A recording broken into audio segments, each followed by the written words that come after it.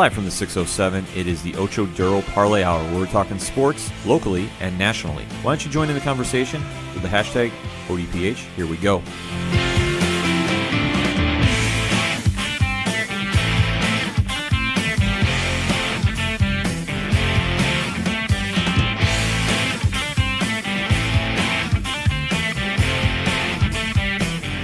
Welcome to another edition of the Ocho Duro Parlay Hour, Binghamton, New York's fastest growing podcast.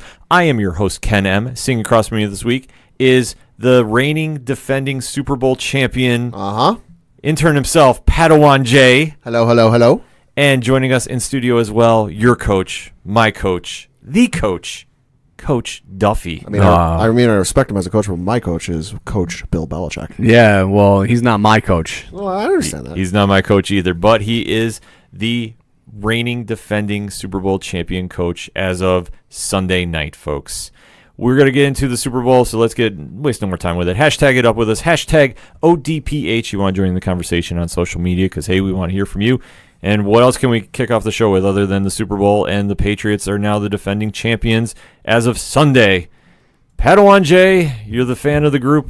Give us your thoughts. I will say this was probably the least nervous I've ever been for one of the Super Bowls I've watched them in. You know, I think back to the Seattle game, the Falcons game, even the Philly game, where I am literally can feel the years shaving off of my life force. Where, you know, from the catch late from the Seattle game to going down by an ungodly amount in the Falcons game and then losing at the end against Philly. This one, while the nerves were there, you know, I was nervous a little bit. It was not nearly as bad as years past. Coach, your thoughts on the game? Oh, I heard a little line today that McAvey got Belichicked. I believe it. Gurley's hurt. Let's just get that out there right now. There's clearly something wrong. Yeah. I mean, you don't give him only 11 touches the entire game and three of them in the first half. Yeah, I mean, he wasn't even in the second quarter. So right. I mean, I understand that, you know, Belichick's whole scheme is taking away your offensive player and making him work for anything, but it's like you had the best running back in the NFL in your backfield. He literally was what led you to the playoffs, and then he gets hurt potentially, and then you just don't use him. Belichick took Gurley out of the game. He also confused the you-know-what out of McVay and the Rams because the Patriots, I saw this online today, so I can't take credit for this. The Patriots ran man coverage for 62% of their snaps this season. So that was the highest rate in the NFL. Yesterday in the Super Bowl, they ran man 10% of their plays, and they went zone the other 90. They completely threw Goff and the entire Rams off. Yeah, I mean, obviously Belichick, this is probably the greatest single-handed defensive scheme that he's put together, and let's not try and lay claim like it was somebody else. This was Belichick's baby. This was his game plan. Yeah. Now, I honestly, Goff, you could see, was confused. Yeah. What they also did, not just with that zone coverage, was they were dropping linemen and linebackers in that zone coverage and giving looks where it was, you know, the zone blitzes where it looked like the defensive end was going to rush. And then all of a sudden he's dropping into the backfield, and now you got a linebacker that's coming at you full speed. So the offensive line calls for the Rams were shaky at best. You know, they're a team that needs to establish the run, and this is the same thing that the Giants were when they beat the Rams in the Super Bowl. They are a team that need to establish the run. Giants beat Patriots. When the Giants beat the Patriots, they were a team that established the run, and from there used play action to get passes downfield. The Rams were unable to do that because of the fact that they couldn't get Gurley going due to probably whatever's going on with him. Right. And C.J. Anderson was just non-existent, too. C.J. Anderson was even worse. He had 7 carries for 22 yards, an average of 3.1 yards a carry. His longest was 5 yards. So now you're asking Jared Goff to take this game on his shoulders, which he did win a game this year doing that, but this isn't that team. This is playing Bill Belichick and the Patriots, who the craziest thing to me was defensively.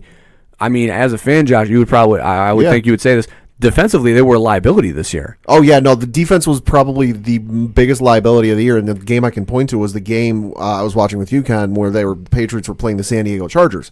Chargers won the toss and received, opened the game up with like a 20-25 yard run, like right out the gate, first play of the game. I'm like, well, this is going to go great. And now all of a sudden, you know, they get that bye week and they reinvent themselves as a defensive powerhouse. Yeah. Mm-hmm. And that's just the scariest thing to me from a an X's and O's standpoint.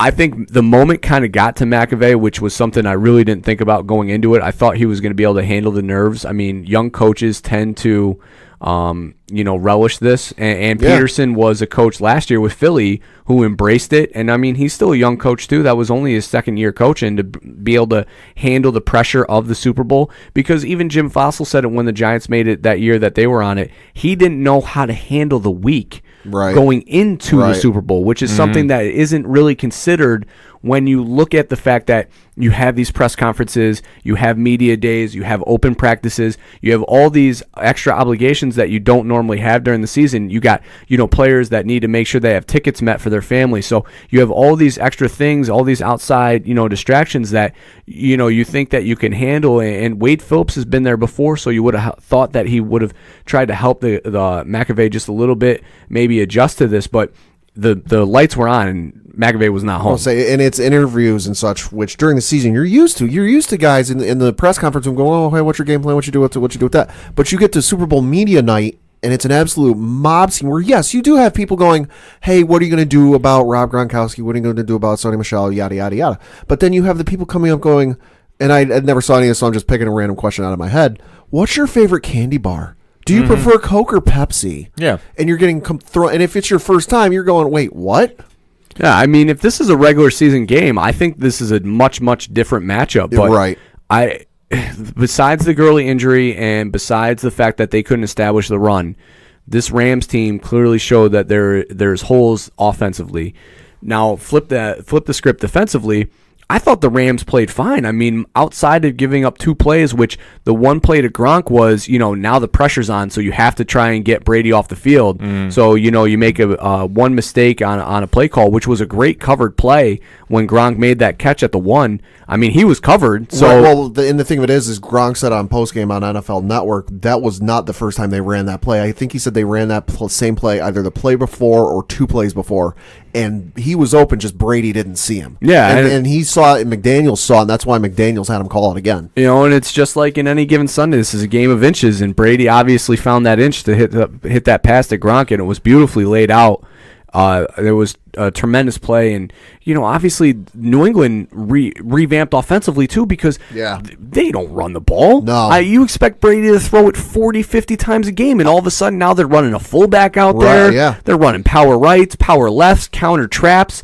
Who was this team? No, yeah, and I said it last night. Sonny Michel is arguably the best running back the Patriots have had since Corey Dillon. Yeah, way back in the day. I would argue the same thing. It's a simple fact that Belichick and the boys have been here before. Yeah. And they definitely showed. I mean, if you want to even look into the weeks leading up to the game, and let's look at that from perspective. Sure.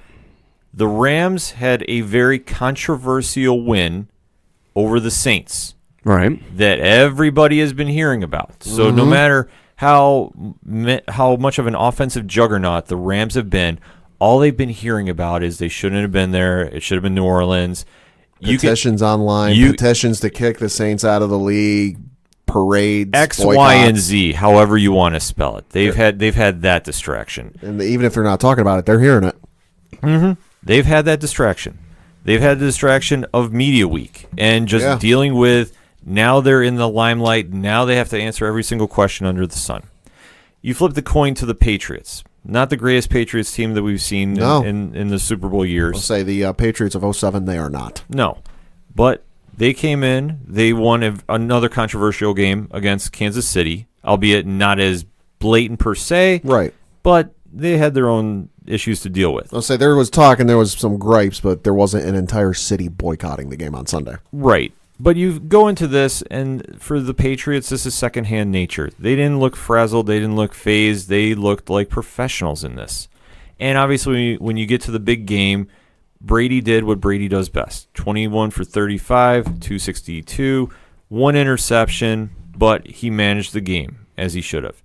You flip the coin to Jared Goff from the Rams. 19 for 38, 229, and a very bad interception late. And I want to focus on that. Because for the game, 3-0 at halftime, the Rams are still in the game. Yeah. So McVay and company are hanging in there. Albeit, though, they did not have an answer for Belichick's defense. No. And that was very telling because if you give Bill Belichick 2 weeks to make a game plan, you got a long day ahead of you, no matter who you have on the offensive side of the ball. Oh, yeah. This is a proven fact. For the Patriots, they have the motto, do your job. Correct? Yes. This is where they stepped up, and they did. They played good. Not great, but they played good, and they did enough to stifle the Rams. And as Coach touched upon, I am convinced Todd Gurley is injured. It has to be. It's got to be. It's got to be. It's got to be. Because the thing of it is no matter how much of an experienced fantasy football player you are, Gurley's going top 5 in your fantasy football draft. He is one of, if not the best running back in the NFL. We can have this argument all day. But for him to sit there and get to the Super Bowl, and it's Todd Gurley, man, 10 carries, 35 yards. That ain't normal, even if it is, CJ Anderson's also a good back. He had fewer carries and yards than he did. I mean, he averaged 30 touches per game all season long. Yeah. And then all of a sudden, the NFC Championship game, he disappears in the third quarter. Yeah. And then doesn't play in this second quarter of this game. No, he was definitely a non-factor, which is more puzzling. And I don't know if it's a coaching strategy. My unofficial ODPH guess, I think he's hurt. Yeah, and I think he's no other choice. He's more hurt than anybody wants to let on. Is this another scenario like back when the Patriots played the Eagles the first time in the Super Bowl and Terrell Owens had whatever injury it was? I forget what it was. Yeah, he broke his leg. He had the broken leg, and he's like, I'll be good to go, I'll be good to go, I'll be good to go. And he played, albeit not all that great, but he played. Is it another scenario like that where he couldn't fully go, but he still gave it his all? I think in the sense, though, depending on what the injury was, because we don't know what it is. They haven't even officially said he was injured. The thing that's interesting, I mean, if a guy is injured, you have to report it. It's in the NFL rules, so you have to show.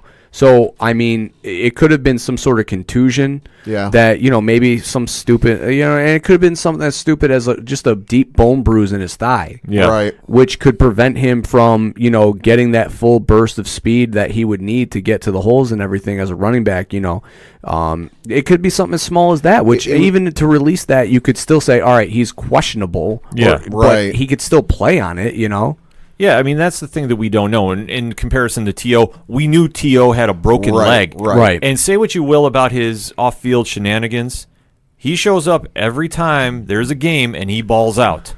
Well, Ken, to your point about that interception, though, I mean, the Jared Goff, so when they threw that interception, they ran, an all-out blitz that New England had basically been setting up for the entire game, and Romo made it, pretty obvious in the broadcast that was what New England was setting up. So they called it at the absolute perfect time. Mm-hmm.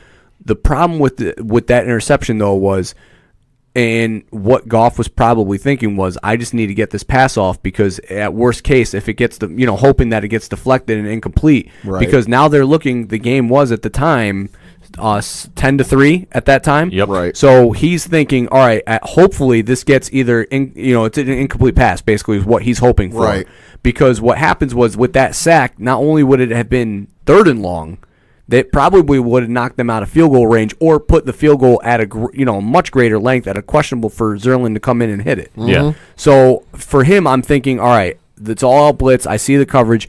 I'm just throwing it up there, hoping that either my player can make a play on it or it gets it's knocked down for an incomplete pass, because I know that if I get sacked right now, which would have been about a 16-yard loss, we're looking at a potentially 46 to 50-yard field goal versus what we would have had I not, had it been at a 30-yard field goal. I would say the rookie inexperience, and when I say, I know he's not a rookie, but in the Super Bowl he is a rookie. It was his first one. Right. The rookie inexperience definitely showed itself, because there was more than one occasion where he would go to scramble and run around, and nobody's open, and we were watching the game with, they're saying, throw the ball, throw it away.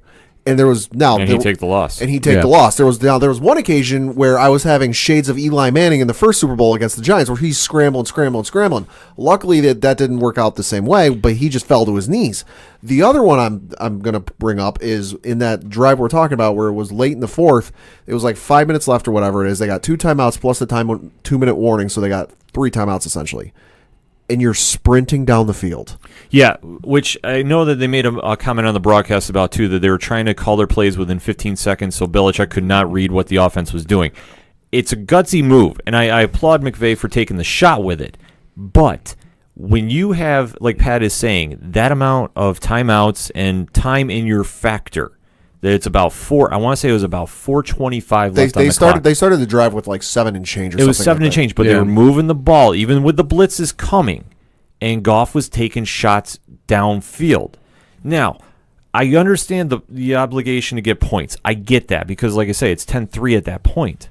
But the one thing you got to remember, too, is, okay, if you take that shot and you score, you're giving Brady enough time to just, obviously chip small amounts away of the clock to get set up for a game-winning field goal. I'll say because Brady doesn't have a deep threat. His deep threat was suspended in Josh Gordon. So they're not exactly going to take a shot downfield, Hail Mary, 4 streaks, They're going to dink and just drop it short. Well, so this was my thought process going into that final drive was I would have probably, if I'm the Rams, I would have gone tempo. I would have done the opposite. I wouldn't have given the 15-second play call. I would have gone tempo and gotten a rhythm because as they were making plays, you're getting momentum. Yeah. You're getting them. You're keeping them on the field. The breaking the huddle at the 15 so the communicators split off is very, very smart. Yeah. In the first 3 quarters. But now you're talking about a guy who was at the time probably 6 of 15 for 89 yards. I mean, you got to get this guy going. You got to get him some slants, get him some rhythm throws, let him establish himself, let the ball move downfield, dink and dime, get the ball going, get on the ball, snap the ball. Because ultimately you make your calls. If you approach the line in a no huddle, Belichick's not going to have enough time to adjust it as long as you're not calling the plays at the line and then continuously audibling. Yeah, and that was something that Peyton was so good at. Peyton would bring him to the line and not let Belichick get a time to adjust his play. And if Peyton did, he would check out of it and have the answer because he's Peyton Manning. So ultimately, I think Goff's inexperience, and this is what Belichick thrives on, is a young quarterback. He eats them for breakfast. He feasts on them. Oh, yeah. So for the fact that, he had this inexperience, I just would have gone tempo to get your guy in some rhythm. Let him get some 3-step dropbacks. Let him hit some slants. Get Robert Woods on the edge. Get Gurley in some out routes. Just get people going so that way you can get some momentum on your side instead of delaying the snaps. And take a look at how that worked for Patrick Mahomes in the second half of the AFC Championship game. That's what the Rams should have done. I agree with you. I fully agree with you.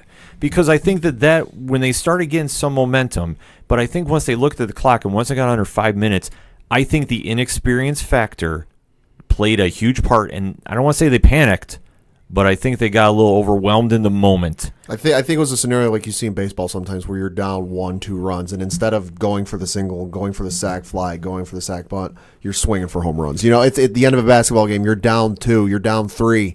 Instead of driving in and drawing a foul, you're shooting threes. I just think they tried to outgame the gamer. And they tried too hard to be like, I'm going to game the system right now by not letting Belichick get in the ear and make these audibles, when ultimately what they should have done was just play football. Because they basically outthought themselves out of this game. And that's probably what this really could all just tie back to, is McAvey really just outplayed himself in his head. Now, Belichick had a hand in that, but he definitely, with this delaying the snap, because not to mention the fact that, all right, history has shown that Brady can be stopped under 2 minutes. I mean, it's happened. The Eagles have done it. The Giants have done it twice.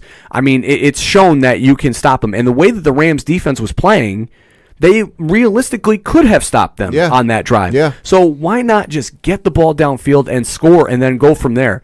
It was almost like, it's similar to what you're saying. It was playing for a tie, basically, instead of trying to go for the win. I agree. And that's why I say the inexperience caught him. And it's something that is going to haunt them for a while. Oh, yeah. Because this is a young team on the rise, and speaking of the Rams, that they have enough offensive players and defensive players coming back. There really isn't any huge contract issues they need to worry about, to my knowledge. They're going to have most of their same unit coming back. Yeah, the contract issue's not coming up for a couple years. Right. So they do have some room to grow and learn from this, and they need to flip it around. Is this as bad as when the Falcons lost to the Patriots? I don't think so. No. By any means. Where I'm saying the stigma of blowing that big of a lead is going to come back and haunt them. Granted, they didn't blow a lead, but they had a chance to close, at least tie the game late, and instead they just got overwhelmed in the moment and threw a very costly interception late. My concern is what this does for mentally for McVay, though. Right. As a young coach, feeling, and I don't know him, so I'm just speaking on, leading up to the game, the interviews, and his post game, what his does for his mentality going into next year, though. Young 32-year-old guy, in this moment, you don't know necessarily how fragile that might be internally. And to get spanked the way that he did, coming off of the high that he probably felt, could have had, that would be a concern for me as far as the Rams organization. Now, on the flip, though, the only thing that I don't want to hear is the people that are saying that the Saints should have been in this game. Because the Saints would have gotten beat, period. I don't care that New Orleans defense played better against the Rams the week before. That was still with whatever's going on with Gurley. This New England offense would have clicked against that New Orleans defense. Mm-hmm. Well, that's the thing. You give, like I say, I hate saying this as a Bills fan, and I hate giving the Patriots their credit. But you know what? They've earned it. If you give Belichick and company enough time to game plan, you give them 2 weeks against anybody, you have to play near perfect, or you need a whole hell of a lot of luck. I'll say I don't know offhand, but just kind of guessing off the top of my head, you can probably count on one hand the number of times the team has beaten Belichick on 2 weeks prep. Yeah. It's been 3 Super Bowls, but it's very, very rare. But it needs a lot of luck, too, that happens. Yeah. Right. And I just want to give a special shout-out to Ndamukong Suh and the Rams cornerback, Nikel Coleman. Nikel Coleman said, quote, "I was on top of everything. I knew what was going on." He was covering Julian Edelman. Ndamukong Suh said about Julian Edelman, quote, "He's an elite player, plays hard, found some holes in our defense in the first half and pretty much the third. In my opinion, just thinking back, we eliminated him, even though he got yardages." Fact check there. He's talking about the Super Bowl MVP. Last I checked, shutting a guy down and eliminating him didn't qualify for a guy who had 10 catches, 141 yards. Pad with the heat today. I mean, just saying. I don't know. That to me, that's the old adage of, you pick your poison when, like, it was Kobe and Shaq and the Lakers. Like, all right, yeah, Kobe went off for 50, but, maybe they stopped Shaq and he only had 10. Gronk only had the 1 catch. Right, well, that's because I think he had Talib on him most of the night. Right, but so to say that you shut Edelman down, but yeah, you had yardage, like maybe that was the game plan, was trying to because they know Edelman's not going to run deep. No. So maybe they were specifically, all right, let's let them dink and dime, but let's not let Gronk get a big play. It's also pick your poison because, okay, Edelman's burning you. You really going to switch Talib off of Gronk and put him on Edelman and put the guy Edelman was running against on Gronk and have Gronk burn that guy? Well, I think the most part they were running zone on everybody else. I think specifically they were running man on Gronk just to try and keep him, under the top. That could be. Yeah, I mean, it's one of those situations where with the Patriots, Brady goes to his go-to guys. Right. And you knew if you're going to shut down Gronk, which they did a great job about. I mean, let's face it, the Rams did a great job at shutting down Gronkowski. Say 6 catches, 87 yards, no touchdowns. Yeah. Yeah, I mean, that's doing your job. But the ball is going to go to Edelman then. Right. But because that's what Brady does. And I'm not meaning this as a slight. This is what Brady does. He knows his go-to guys. When it's crunch time, he knows who he's throwing to. You can look at any Patriots lineup. He knows where he's going with it. And if you're going to shut down Gronk, Edelman's going to get it. So you need to come up with defensive schemes to shut them down. So it's like you can say that, and I think the Rams are just looking at it like they were still in this game. And it's not that they played a bad game, albeit it wasn't a highlight reel, which I know a lot of people are saying, oh, the game was terrible, the game was awful. It's not a highlight reel when it's that much of a defensive chess match. Yeah, I loved it. Per se. Yeah.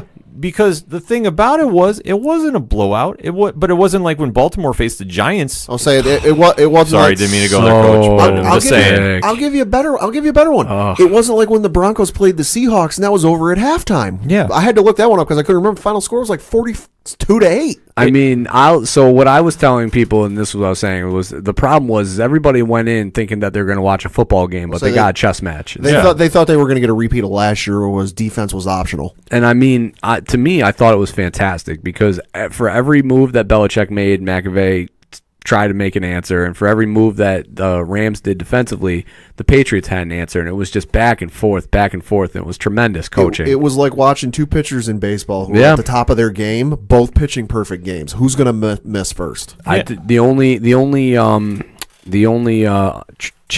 thing that weighed this down was you had a 16-year, 3-time Super Bowl MVP, 6-time champion versus Jared Goff. Yeah, I mean, it was one of those situations where are the Rams really the team on the rise? Was the new dynasty going to be formed? No. But it was to be expected that the Patriots, until further notice, are the top of the NFL. Mm-hmm. And I mean, this is not, saying a slight to them. This does not mean anything other than just look at the stats. And you can argue about it. I mean, are they the greatest team ever? I don't think so. I mean, now the question is Brady the greatest of all time? It's a debate that we will not have on this show right now because it's just one that it just is going to be now for the echelon of time. You can make that argument. It's the NFL's version of who's better, Kobe or MJ. Yeah, I mean, it's going to be one of those conversations moving forward. And as the Patriots closed out and won 13-3, the season is officially ended. Thus, that's why I say it's reigning defending champions now because the preseason has officially started. Giants are 0-0, baby. Exactly. So are the Bills. The Patriots need to replace their defensive coordinator again. There's going to be a lot of moves going on, as Pat is alluding to. They don't need to replace their defensive coordinator. He's still there. That's true. Although I will say the wink, wink. weirdest offseason news of the NFL has already hit. The Oakland Raiders are playing their games next year in the same stadium where the San Francisco Giants play baseball. That's got to be the weirdest thing. I think the weirdest thing is the fact that Cincinnati just went out and hired the Rams quarterback coach as a 31-year-old head coach who was a quarterbacks coach the year before. Mm-hmm. I think the scariest thing. I still think the weirdest situation is going on in Pittsburgh, and it's either either AB or Le'Veon. I honestly can't tell right now because just to see how the Steelers, mystique unravel, is just unraveling, and just every day there's something new and something just.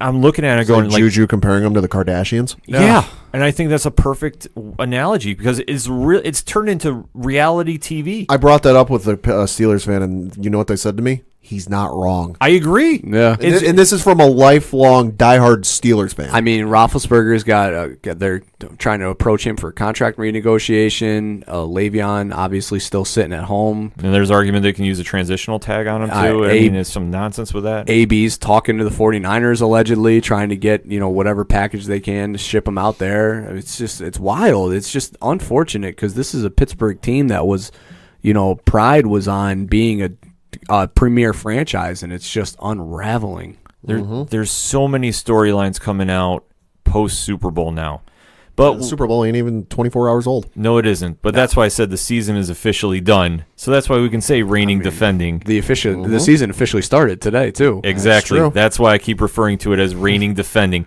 No disrespect to anybody from Philadelphia, but the season is over. The Patriots are now the champions. What happens moving forward? We want to know. Start up the duck boats. Hit us up on that hashtag ODPH. What was your thoughts on the Super Bowl, and what do you think is going to be the biggest headline moving forward with the NFL this upcoming season? We want to know. We're going to take a quick break. We'll be right back. Hey, this is Matt Jane. This is Julian Hepworth. I'm Ross Marchuka. And John McBride, and we're Shot at the Robots. You're listening to ODPH. Come back for segment number 2 on this week's ODPH, and we got to talk some more NBA trade drama. Oh, boy. Coach, start us off. Hold on, I got to get in the bunker. I mean, this trade deadline has the potential to be crazy, and it also has the potential to be a dud. I mean, obviously, since we talked last, Ken, Kristaps, the unicorn, who I will no longer refer to as that, was shipped out of New York. I'll say jerseys now 50% off. Yeah.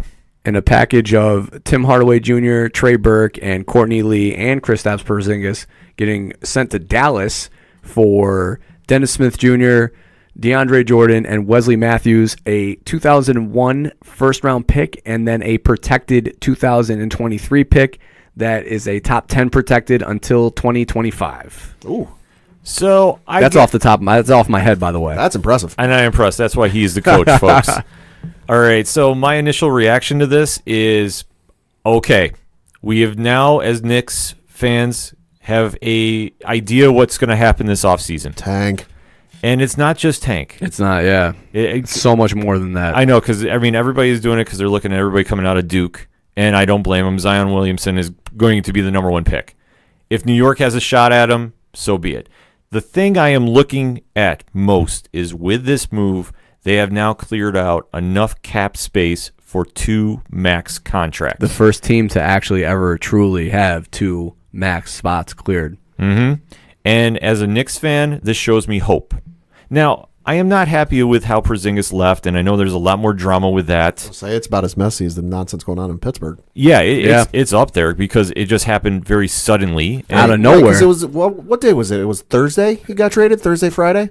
Something like that? Yeah. And it was like mid-afternoon, the reports came out, I believe it was from Woj from ESPN, was like, oh yeah, the Knicks had a meeting with Kristaps Porzingis. In the morning at 9. In the morning at like 9 in the morning, and this was like mid-afternoon, this was getting reported.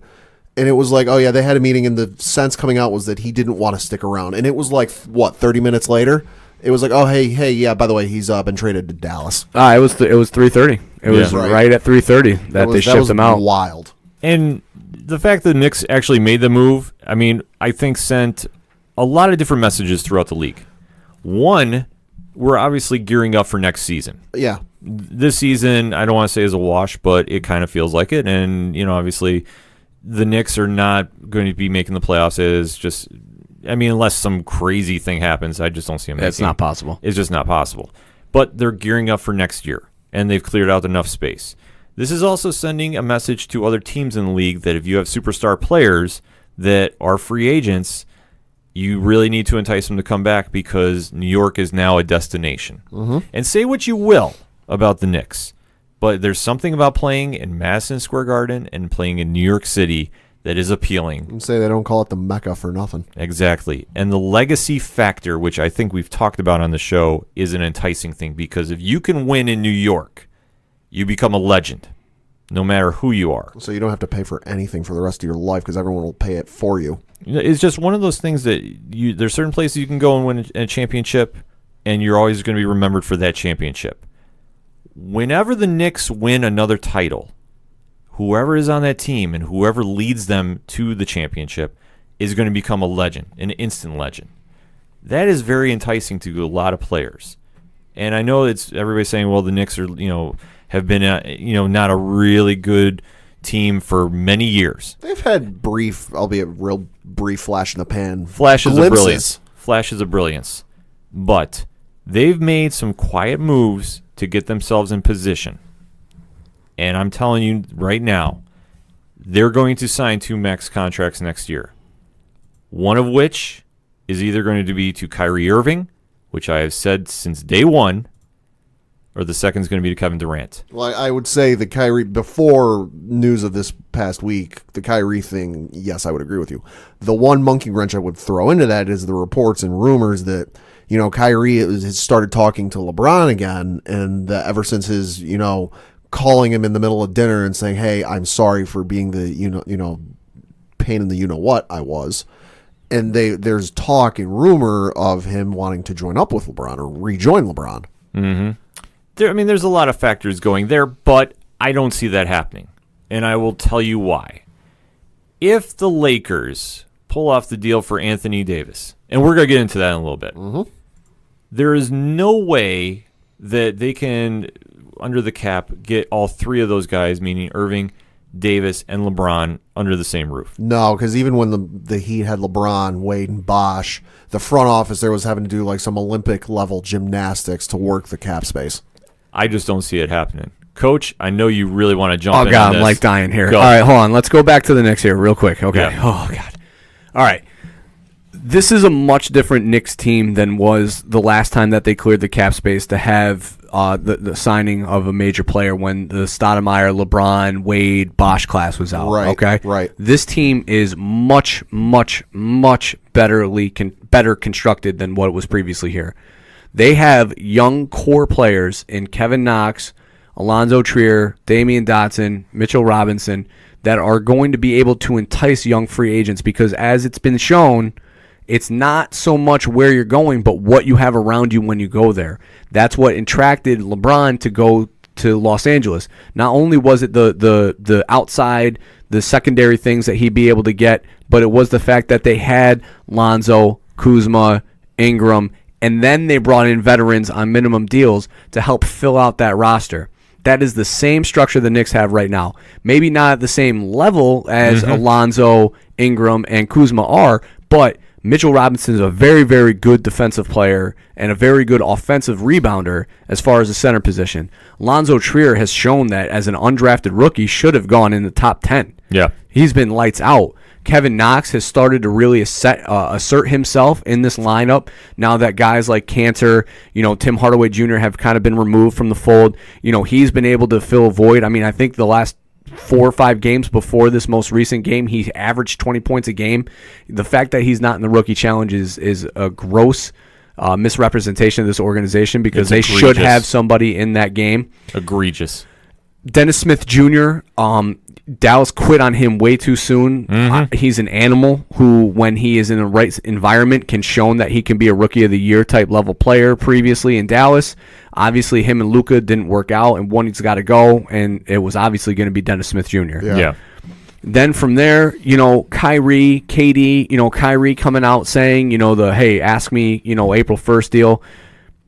To me, that just goes to show that there's something going on in Boston right now that isn't leaking to the media, that there's struggle there. Obviously, there's been the Gordon Hayward issue with him not giving the ball to Kyrie off that inbound play. There's also the underlining circumstance with the LeBron, but also Kyrie not getting along with Jaylen Brown.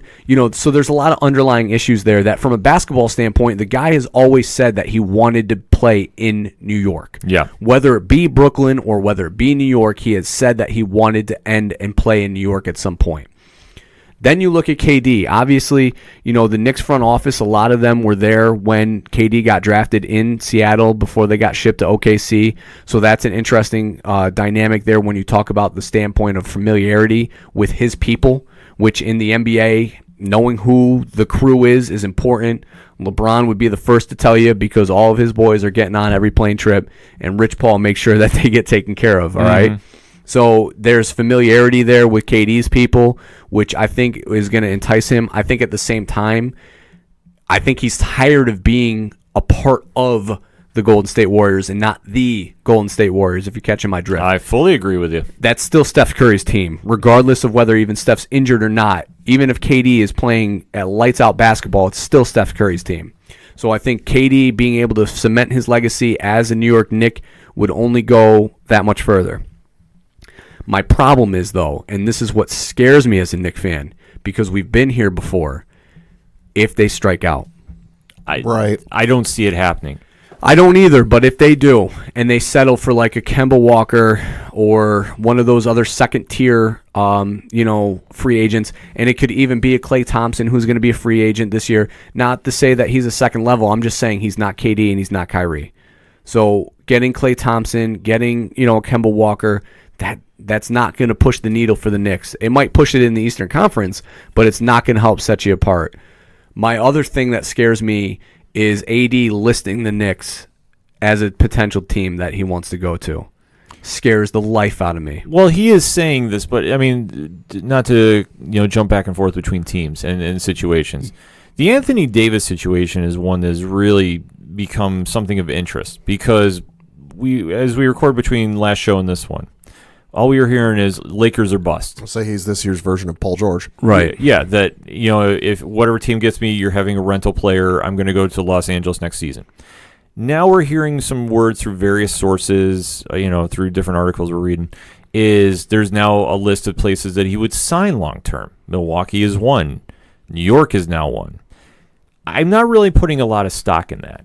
And I'm thinking that it might be just kind of feelers out for the Lakers, who are very desperate to make the move at this point. Oh, they're super desperate to make the offer to get Anthony Davis out of there. Because I think he ultimately winds up in L.A. I'm pretty much convinced of this.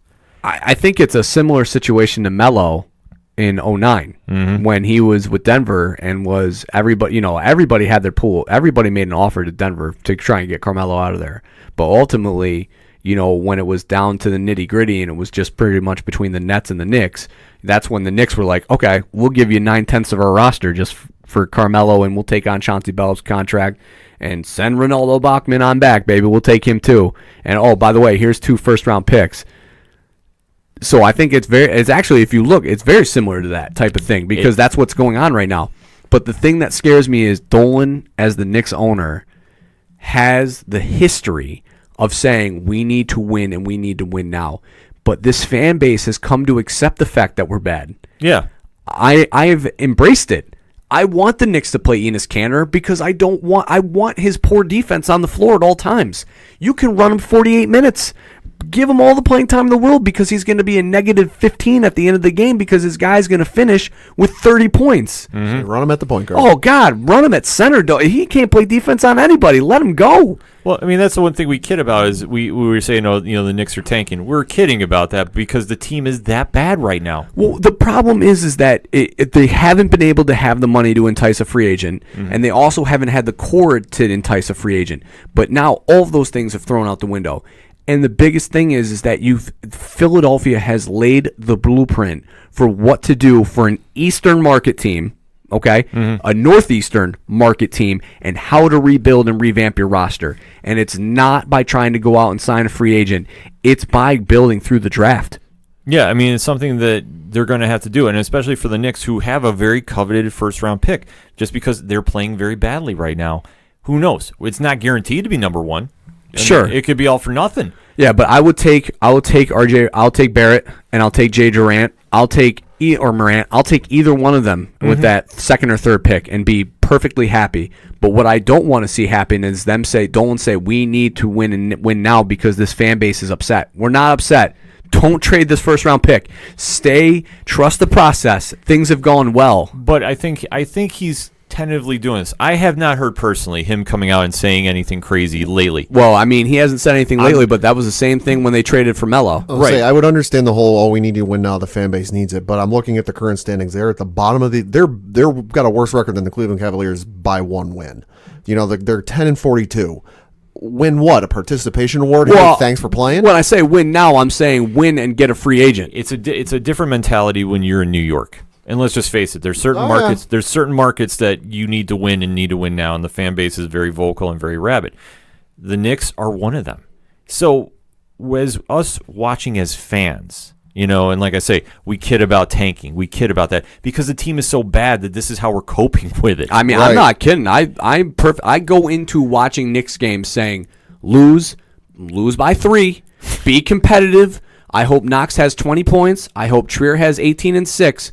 I want you to lose, but I want it to be competitive, and I have stuck fast to that all year. I want them to lose. Just be competitive. Yeah, well, that's the thing. But they are showing signs of progress with the players they've drafted. I love it. And Knox is one of them. So for a free agent to come in like a Kyrie Irving, like a Kevin Durant, that's going to be enticing that there are parts here that they can start working with. And especially with 2 max contracts, and you're playing in New York. I understand that Brooklyn is also going to be in contention for a max contract. I understand a couple other teams are too, but there's something about if you can be the one to rebuild the Knicks, that's got to be something for legacy. That's why I think it's appealing to both Kyrie Irving and Kevin Durant, respectively.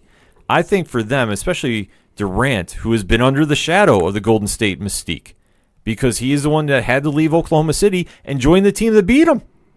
Now, if he leaves there after he's won championship after championship, and then who knows what's going to happen this season, if he goes to New York and wins there, all that wipes away. It's like when LeBron won his championship in Cleveland. It didn't matter what he did in Miami. The fact that everybody knows he won a championship in Cleveland solidified his legacy. Durant's looking for the same thing. Yeah, and I mean, to me, it's in the Garden that he does that. I don't think I think personally though that the Lakers, the mentality with that right now with potential landing spots for KD, obviously the Clippers, the Lakers, they all have built the ability to land one major free agent with the money that they have.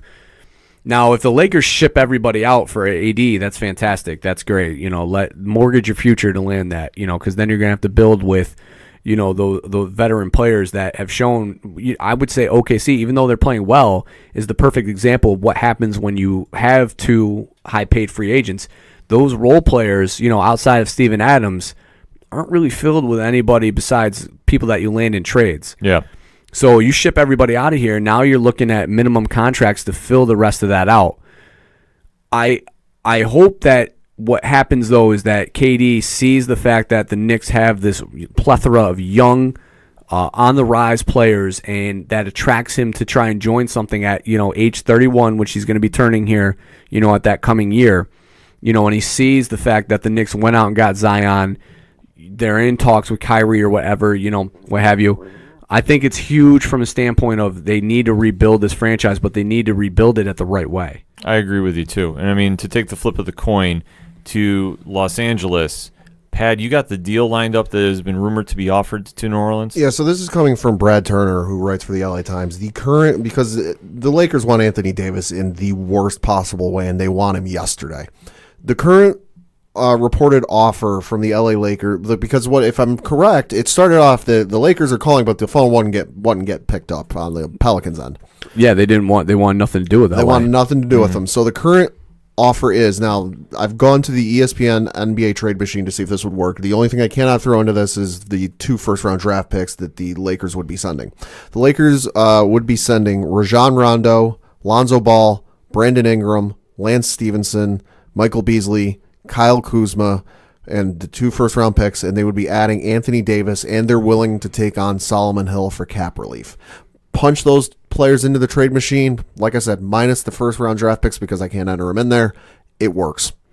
Yeah, I mean, the biggest problem, though, is that those contracts that, the 5 contracts that New Orleans is taking on, they have to find dumping spots for them. So I'm imagining that probably Rondo and Beasley would get bought out immediately. So Rondo is 1 year, $9 million deal left on his deal, and then Beasley is 1 year, 3.5. Yeah, because you can't take on contracts during the season and be more than 15 guys, which that would probably do. So I mean, you'd have to cut those contracts, and then you'd have exactly what they would need. I mean, Lonzo Ball, Drew Holiday, Brandon Ingram, Kyle Kuzma, and then, Mirichik, and whoever you want to throw at this 5 spot is a pretty solid lineup in the West. Yeah, no, and that's what we said last week. I mean, and I am still high on Ingram. He played fantastic against Golden State. If nobody caught that game, I think he ended up finishing with like mid-20 points and like 6 rebounds and 4 assists, which is a fantastic stat line. Going against Kevin Durant heads up. I'm still very high on this kid. I think the ceiling's still very high. I think the problem is that he's getting stifled in this system now. So you go out there and you let him be a playmaker in a new system in New Orleans, and I think it would only help everybody. I think Drew Holiday would be helped a ton by this. Well, definitely. He needs all the help he can get because he's the one who's, I believe, re-signed because he thought Anthony Davis was re-signing. And he called him out on it too. Yeah. He point blank said that's why he re-signed. Yeah, so I mean, to obviously see if Davis is going to go, they have to rebuild the team, and Holiday is committed to staying there. I think if the Lakers are serious about it, yeah, you got to do it, and I think if New Orleans knows that this is the best deal they're going to get, which I don't see him getting a better deal, in my opinion, they got to jump on this. Well, if you're going to give them a better deal, you got to offer the farm. Yeah, the only better deal is I think the Knicks being able to offer 2 first-round picks and Enes Kanter's expiring contract, and maybe Ntilikina. Yeah, but I don't see him buying on that. I really don't.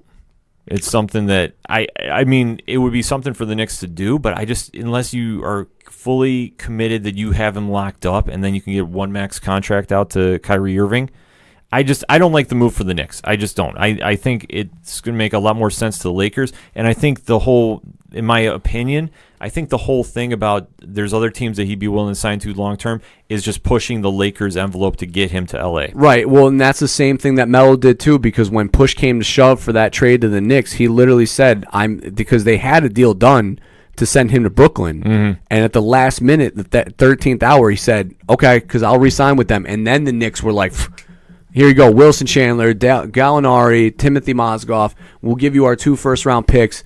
We'll take on Chauncey Billups' money. We'll take back Ronaldo Balkman, and we'll take Melo. Yeah. And that's what finally pushed that trade through, because the Nets weren't going to take Chauncey Billups back. It was just going to be Melo for their core guys that they had, Derek Favors and a first-round pick. But then the Knicks came in and were like, hey, we'll give you our entire future.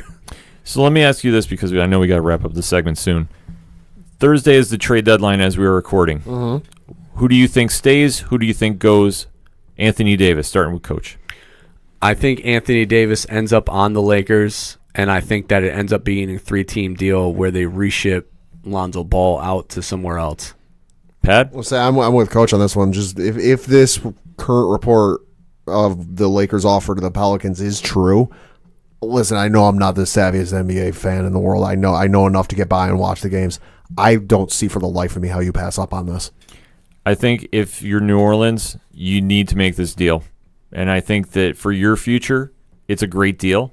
And if Lonzo Ball doesn't play there, so be it. But you have Ingram and Kuzma, and that's enough pieces to start with. I think another sleeper, too, is Kevin Love. Out of Cleveland? Somewhere, too, out of Cleveland. I think that's something that I think Cleveland will be looking, even though he's injured. I think that's going to be something that they're going to be looking to move. Pad, any sleepers for you? Not that I can think of off the top of my head. I'm going to say this. The Knicks are going to be very quiet. But don't sleep on Toronto.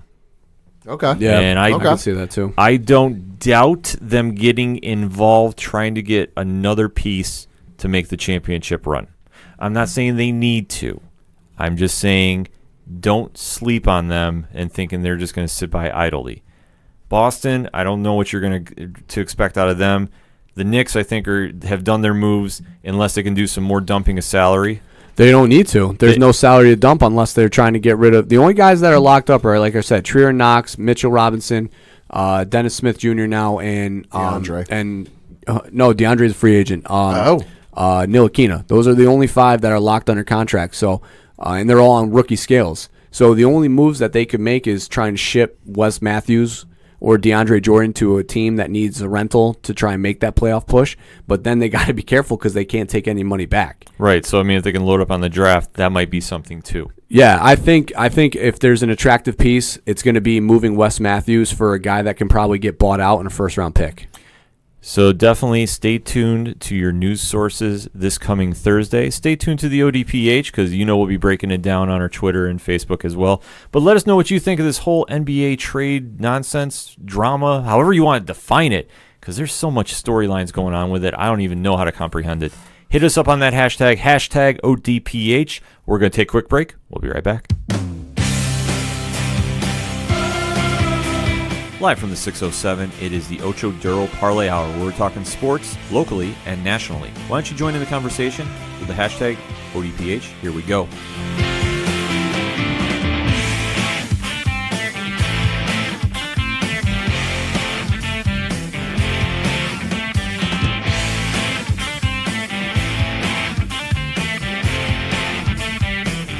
Coming back for the final segment on this week's ODPH. Pad, you got that local minute? Of course, we got a local minute. We got to talk a little Binghamton Devils news. Only had 2 games last week. Both of them were home games. Friday, February 1st, they played the Americans, where they lost 3-2. And then on Saturday night, the 2nd, they played the Binghamton, I'm looking at the B. The Bellevue Senators in a sellout crowd at the Floyd L. Maines Veterans Memorial Arena, where they ended up winning 3-2. Now, games coming up this week. They do have 2 games this weekend, where it is Saturday, February 9th at the Cleveland Monsters. Oh, back-to-back games. Yep, back-to-back. Back-to-back games at Cleveland. Both games, the Saturday game is a 7 o'clock game, and then the Sunday game is a 3 o'clock game. So be sure to check out BinghamtonDevils.com for future games at home.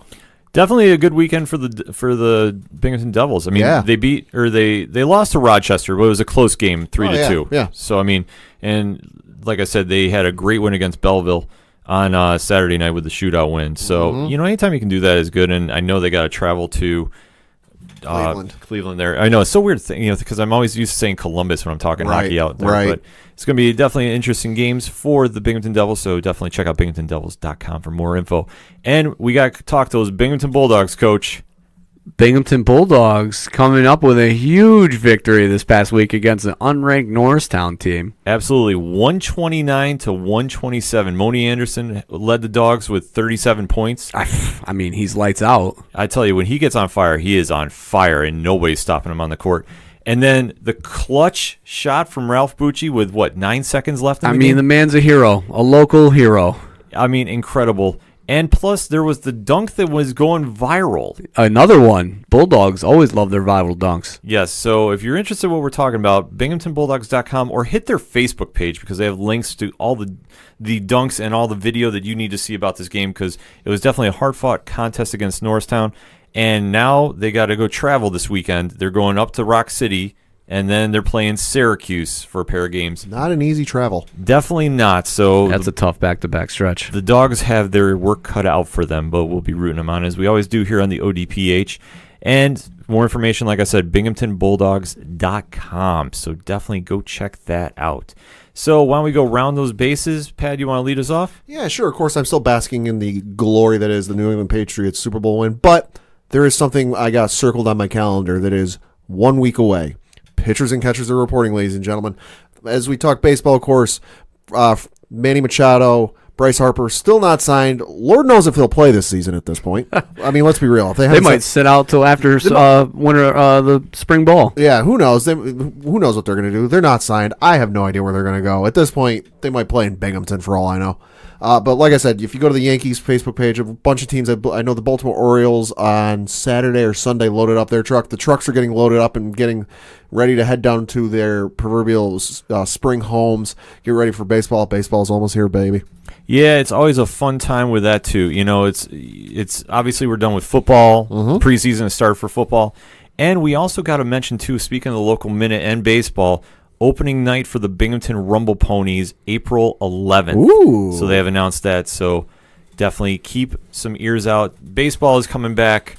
It's time to get some rings back in the Bronx. So that's where we got to go with that. But that's not the only sport that's kicking around. Coach, what came back this week as well? College lacrosse is back. I know I'm probably the only one excited about it in the room, but let's go.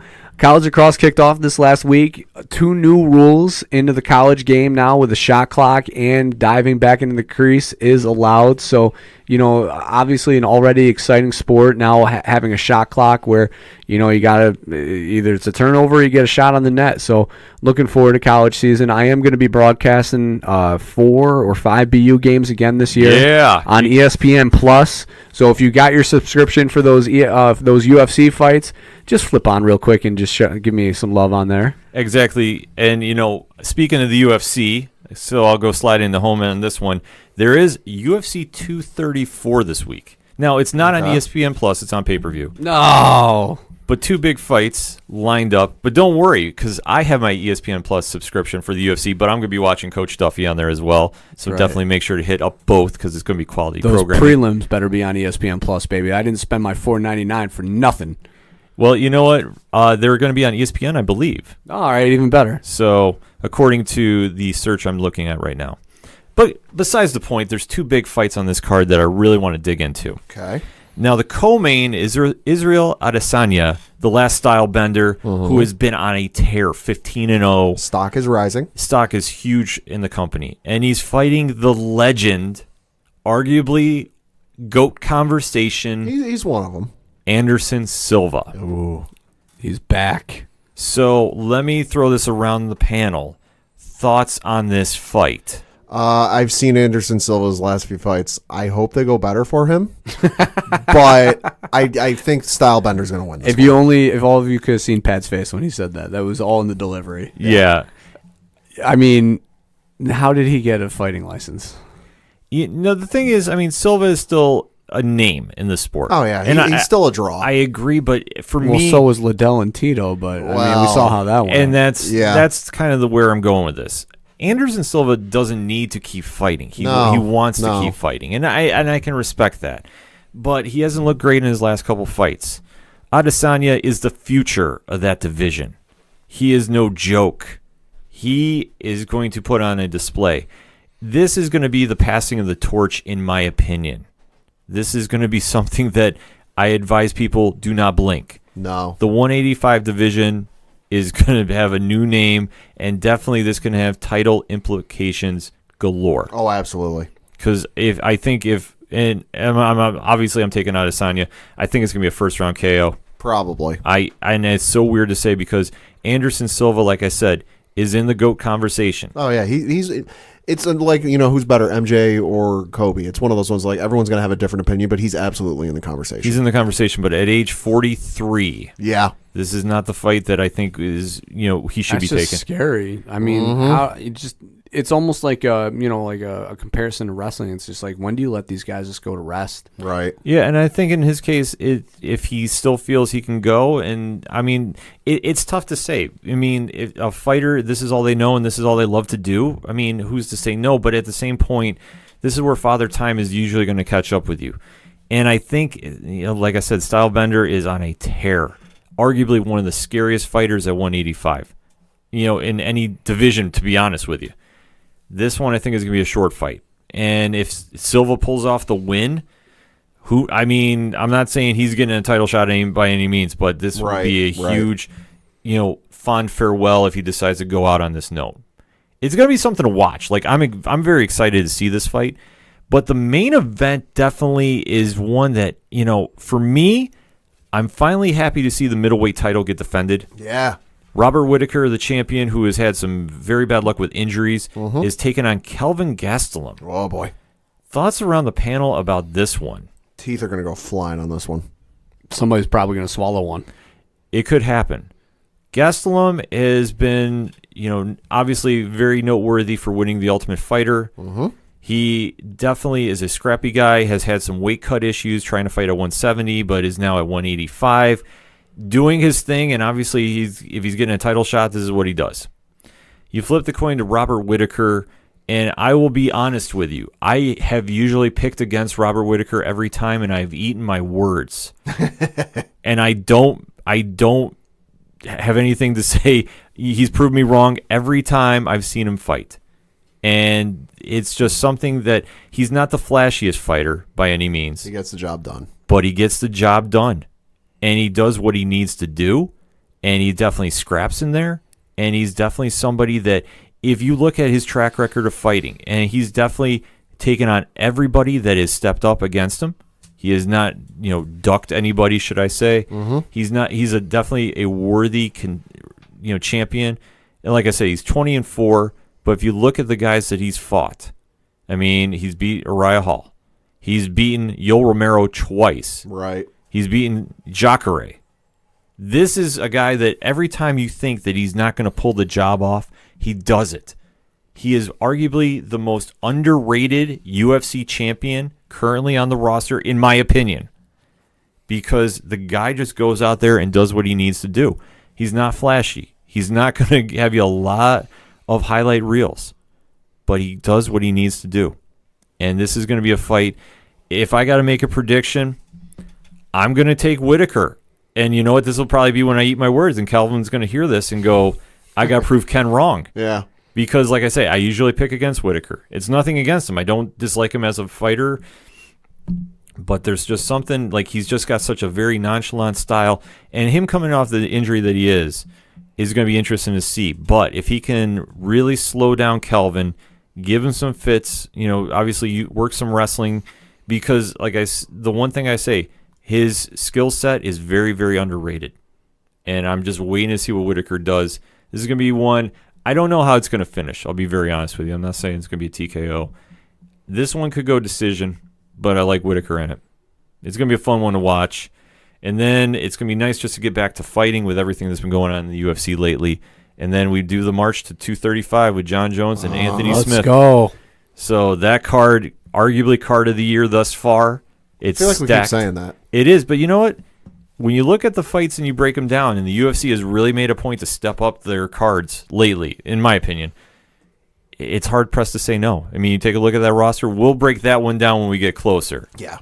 But right now, it's all about 234. We gave you our predictions for that. Hit us up on that hashtag ODPH to join in that conversation. That's all we got for this week. So for Coach Duffy, good night and good luck. For Padawan J, start up the duck boats. I'm your host, Ken M. Thank you, as always, for listening to the Ocho Duro Parlay Hour. We'll see you next time.